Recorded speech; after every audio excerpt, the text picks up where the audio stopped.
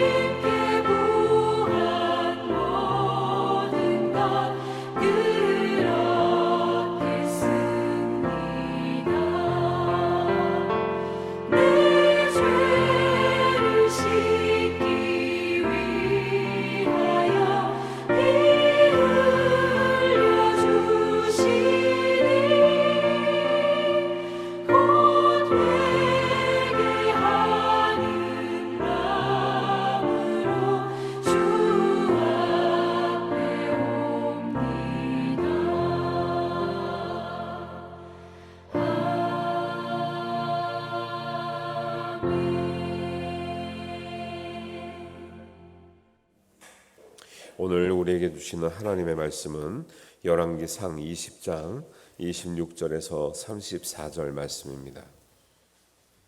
우리 한 목소리로 봉독합니다.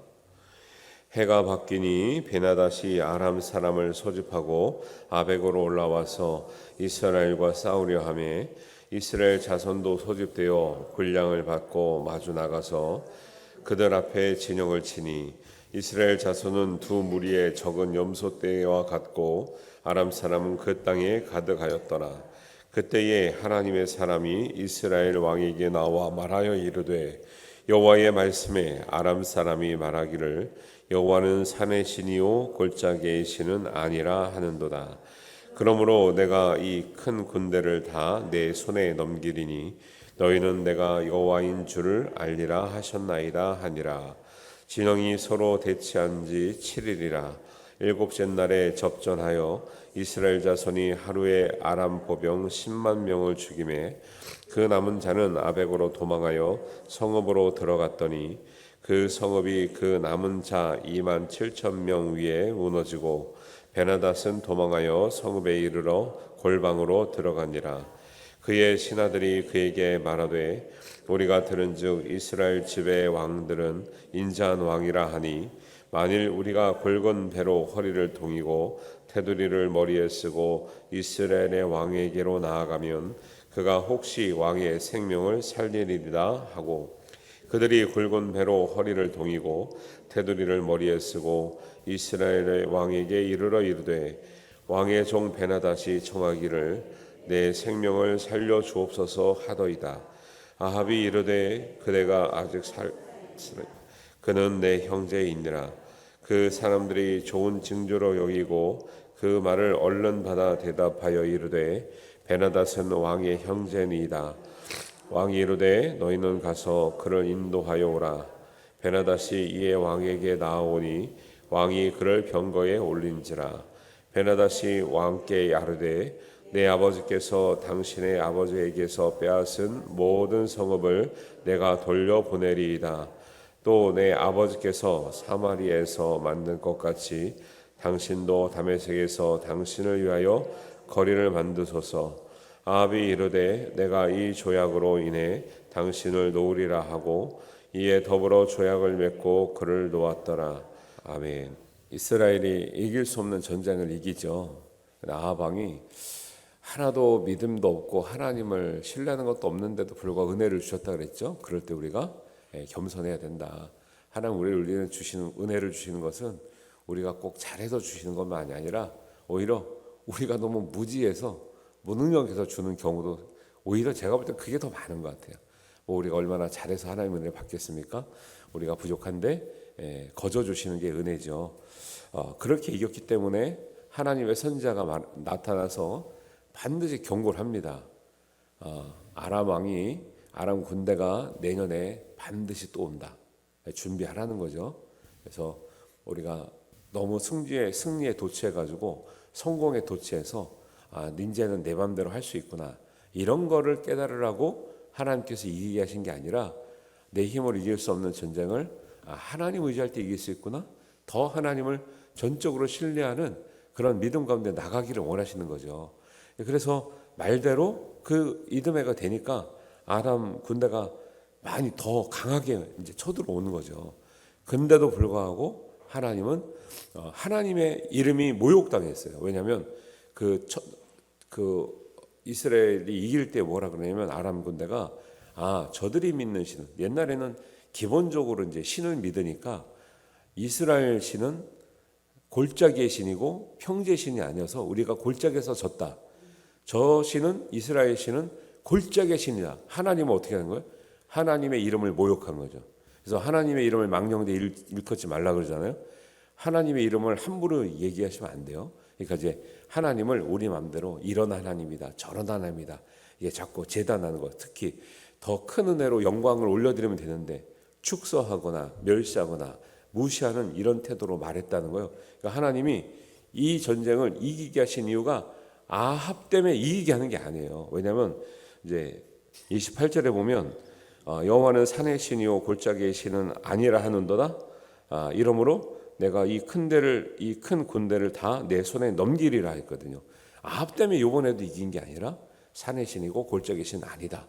이렇게 함부로 하나님의 이름을 얘기하니까 하나님께서 자존심이 굉장히 상하시는 거죠. 그래서 내 손에 넘기리라 하고 이제 이기게 하신 거예요. 그러면서 이제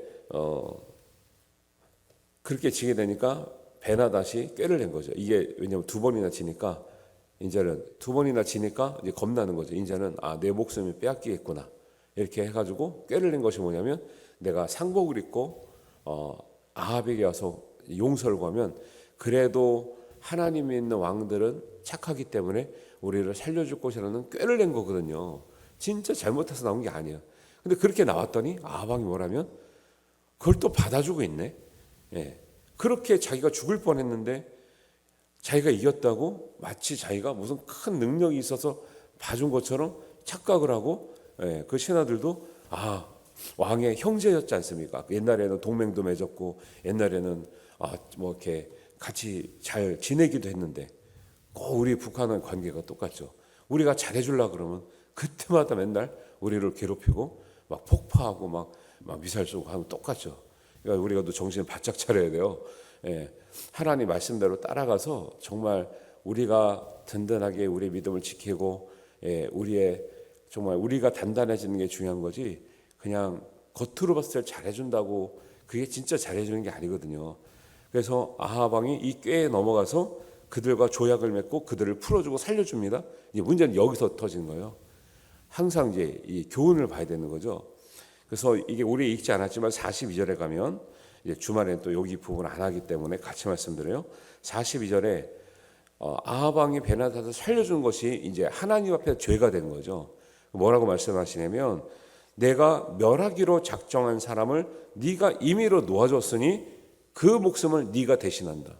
그 백성을 너희가 멸하지 않는 것을 네 백성이 대신하리라. 엄청나게 무서운 말씀을 하시는 거예요. 여기서 나오는 이제 중요한 이제 교훈이 있습니다. 아합 왕이나 사울 왕이나 구약에 나오는 모든 실패한 왕들의 공통점과 특징이 있어요. 뭐냐면 아쉬울 때 하나님께 엄청나게 간구를 해요. 사실 아합 왕은 간구하지도 않았어. 근데 중요한 건 뭐냐면 자기네들이 힘들 때 그렇게 간구해서 하나님의 은혜를 입어서 이기고 나면 그 다음에 마음이 변한다는 거예요. 뭐예요? 말씀을 지키지 않아요. 말씀을 변경합니다. 말씀을 다가 아니라 내가 지킬 수 있는 것만 지켜요. 이거 되게 중요합니다. 우리가 다 그렇게 살고 있어요. 뭐 저도 포함해서. 근데 이게 정도가 있어요. 정도가. 하나님이 정말 엄밀한 것을 안 지켰을 때는 엄밀하게 천문하는데 정말 이거는 봐줄만 하다 한 거는 넘어가실 수 있어요. 근데 기본적으로 하나님 앞에 보세요. 전쟁에 이겼는데 그 다음에 왕을 내려요. 하나님이. 우리는 전쟁에 이기면 다 됐다고 생각을 해요. 하나님 보실 때는 전쟁에 이기는 게 목적이 아니라 말씀에 순종하는 게 목적이에요. 그래서 사람들이 언제 넘어져요? 믿는 사람들이 성공한 다음에 넘어진다니까요. 성공만 하면 하나님 이렇게 뭐 하겠. 성공하고 나면 편해지죠? 넘어져요. 그래서 연예인들 간증 들을 때 조심하시라는 거예요. 연예인들이 성공했습니까? 여보세요. 돈은 많이 벌고 인기는 많았죠. 그게 하나님 보실 때 순종이고 성공입니까? 아니라니까요. 뉴스 나오는 거 보세요. 유명해진 사람들이 넘어지는 거. 특히 기독교인이다라고 떠들었던 사람들이, 연예인들이, 유명한 사람들이 무너지는 거 보시라고. 네. 언제 하나님이 너희가 돈을 많이 벌고 인기가 많은 것을 너희들이 성공했다고 말한 적이 있습니까? 대부분 왕들이, 실패한 왕들의 공통점과 특징이 뭐냐 그랬어요? 성공한 다음에, 전쟁에 이긴 다음에 왕위에서 내려왔다니까요. 왜? 그때 하시는 말씀이 뭐냐면 순종이 제사보다 낫다라는 거예요. 너희는 제사를 드렸지 순종하지 않았다는 거예요. 우리 예배 그래서 중요한 이유가, 제가 예배관에서 주일날 굉장히 강하게 얘기하는 거였어요. 제가 좀 솔직히 미안한 마음도 있어요. 저는 좀 부드럽게 좋게 그냥 은혜 속에서 막 말씀하고 싶은데 그렇게 하면 못 알아들어 성도들이. 너무 좋게 얘기하면 못 알아들어요. 하나님을 잘 섬길 때 받는 복도 있지만 잘 못 섬길 때 받는 벌이 얼마나 무서운지도 알아야 되거든요. 전쟁에 2번이나 이겼습니다. 그럼 하나님이 너 전쟁 이겼으니까 잘했다 해야 되는데, 하나님이 멸하라는 것을 네가 네 맘대로 살려주고 봐줬으니 네가 그 목숨을 대신하라는 거야. 너 죽는다는 거죠. 죽는다는 거. 네 백성이 그 멸해야 될 백성 목숨을 대신한다는 거. 전쟁이 이겼지만 망한다니까요. 이스라엘은 망한다니까요. 이거를 대충 들으면 되겠습니까? 예. 이걸 웃으면서 얘기할 수 있겠습니까? 이 얘기를. 중요한 거 있습니다. 진짜 우리가 영적으로 전쟁에 이긴다는 게 뭐냐? 이긴다는 거는 전쟁에 이기는 게 아니라 하나님의 말씀을 온전히 지키는 데 있어요.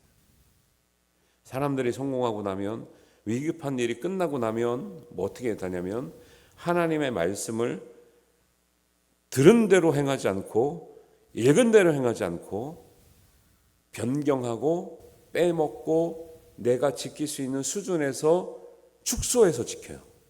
이게 하나님 앞에 큰 죄가 된다 그러고 몇 번이나 말씀을 하고, 사울도 그래서 망했고 지금 아합도 자기의 힘으로 신앙도 없는 사람을 이기게 해줬더니, 야, 그 다음에 자기의 힘으로 이긴 것처럼 마음대로 용서를 해요? 지금 용서할 주제가 아니에요. 지금 더 철저하게 멸하고 자기가 하나님께 잘못했습니다 회개해야 되는데 엘리한테 지고도 나서도 깨닫지 못하고 하나님의 은혜를, 더 큰 은혜를 두 번이나 받고도 깨닫지 못하니 결국 어떻게 돼요? 죽음의 길로 가는 거죠. 말씀은, 진짜 믿음은 말씀대로 믿는 거예요. 내 생각대로, 내 형편대로 믿는 것이 아니에요. 대부분 사람들이 내 형편에 맞춰서 믿어요. 이게 하나님이 참으시다가 어느 정도 수준을 넘어가잖아요. 하나님이 진노하신다니까요. 우리가 진짜 은혜 중에 살고 있는 거예요. 저도 다 이렇게 살지 못하는 것 같아요. 사실은. 그래도 정도가 있다고. 정도가. 하나님 말씀을 못 지키는 것도 정도가 있다니까요. 진짜 믿음은 하나님 말씀 전체를 믿는 거예요. 근데 사람들이 대부분 선택해서 믿어. 선택해서. 아, 요 말씀 내가 할 만하다. 아, 요 말씀은 이거는 아닌 것 같은데. 구약에 나오니까 넘어가야지 뭐. 신약도 2000년 전이니까 넘어가지 뭐. 계시인데 뭐 계시가 이렇게 큰 일이 뭐 나한테 일어나겠어. 그래도 나는 주일날 지키니까. 그거는 우리가 자기가 스스로 사람의 눈으로 자기를 판단하는 거고요. 하나님은 우리의 인생 전체를 보셨죠? 지금도 보고 계시고 앞으로도 보실 거죠? 거기에 상응하는 대로 하나님 복을 주실 줄 믿습니다. 그래서 요한 1서 2장 3절도 이렇게 나와요. 우리가 그의 계명을 지키면 이로써 우리가 그를 아는 줄을 알 것이요 그를 아노라 하고 그의 계명을 지키지 아니하는 자는 믿음이 약한 자라 말하지 않고 거짓말하는 자다. 아노라 하고 계명을 지키지 않는 것은 부족하구나, 믿음이 약하구나라고 말하지 않았습니다. 거짓말한다. 거짓말. 믿지 않으면서 믿는 척한다는 거예요. 진리가 그 속에 있지 아니라. 믿는 게 아니에요. 진리가 없는데 뭘 믿어요? 믿는 게 아니라니까요. 그거는. 근데 우리가 스스로 믿는 것 같이 착각하고 살고 믿는 것처럼 말하고 살고 스스로를 속이는 거예요. 원래 진리도 없고 하나님 말씀 지킬 마음도 없는데 교회 다니니까 지키는 것처럼 보여요. 자기가 지키는 것 같아요. 착각하고 있어요. 스스로 속이고 있어요.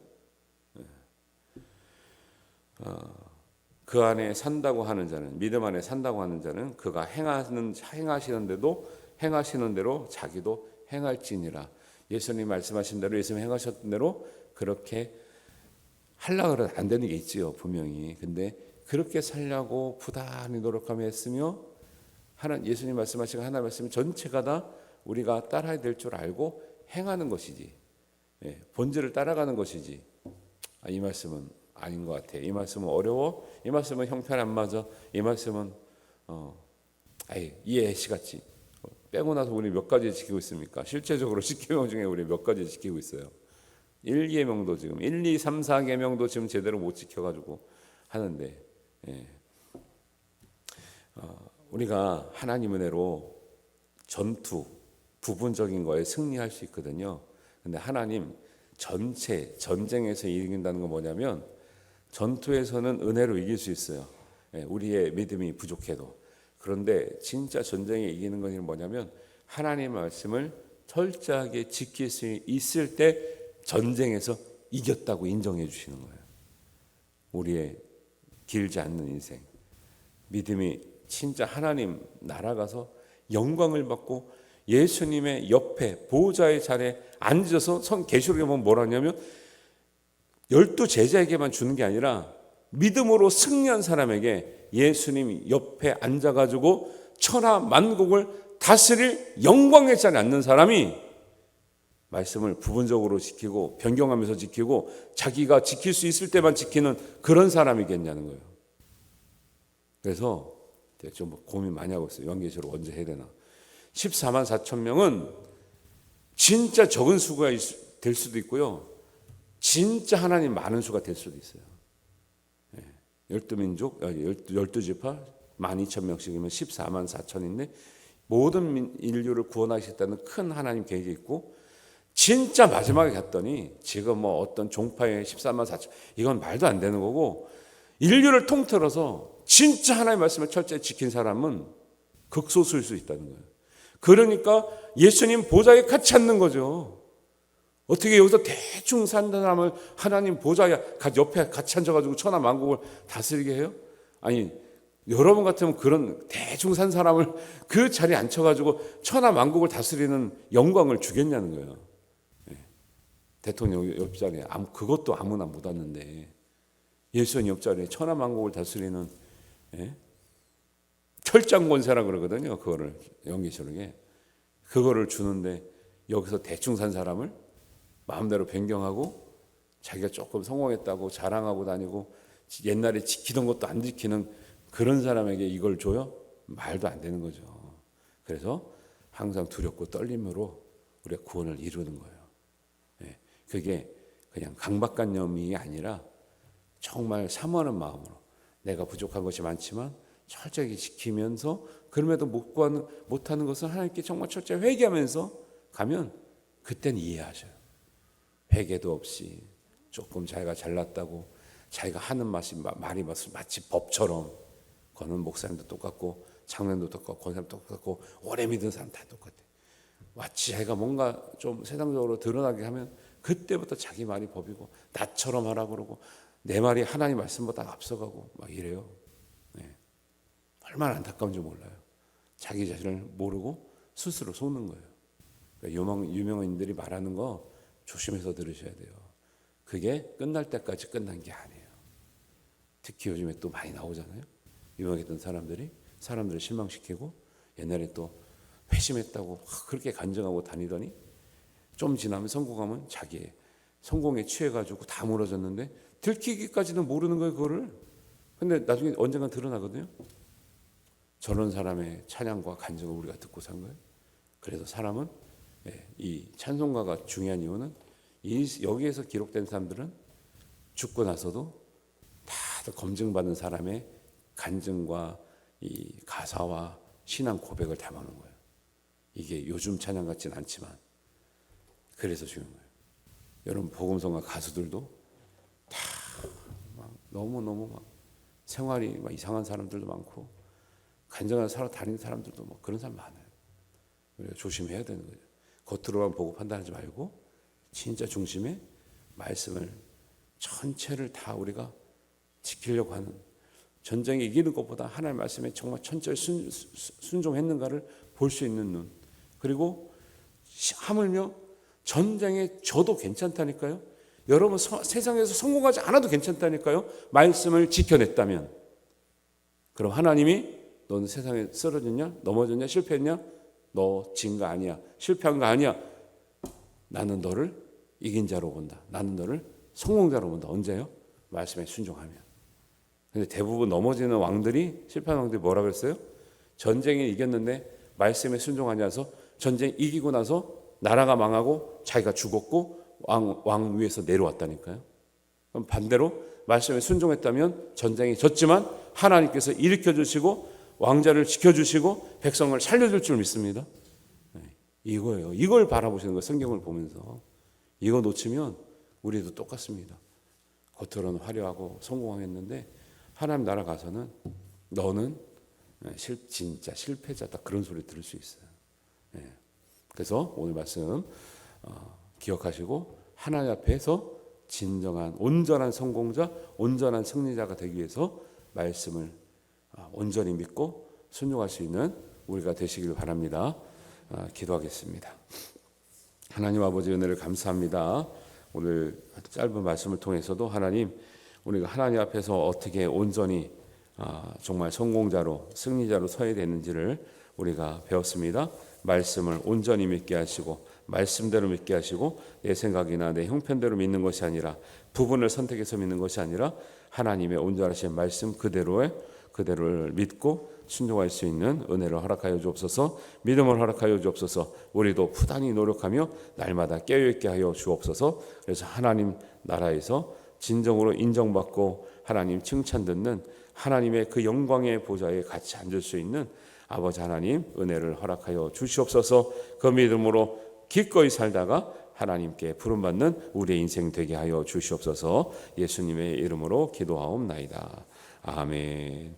하늘에 계신 우리 아버지, 아버지의 이름을 거룩하게 하시며 아버지의 나라가 오게 하시며 아버지의 뜻이 하늘에서와 같이 땅에서도 이루어지게 하소서.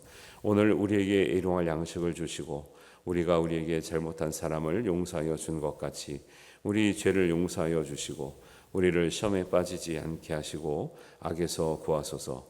나라와 권능과 영광이 영원히 아버지의 것입니다. 아멘.